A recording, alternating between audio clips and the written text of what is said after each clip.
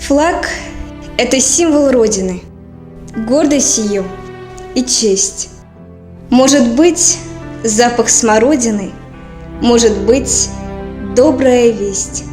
Это поле с колосьями, это наш общий лак, сани по снегу полозьями, все это наш с вами флаг.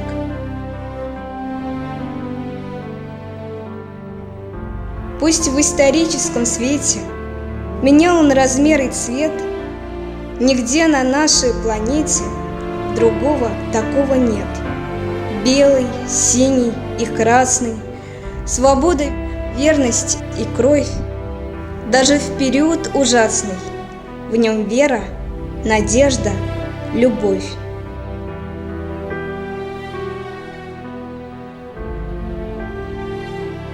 На Куликовом поле ветер его колыхал, в изгнании он был и в неволе вместе с Москвой полыхал. Был он в победах славных, горечь делил утрат, участник событий главных, он как отец или брат. На полюсе был не однажды, космос не раз покорял. Первым там был он дважды, над всей землею сиял.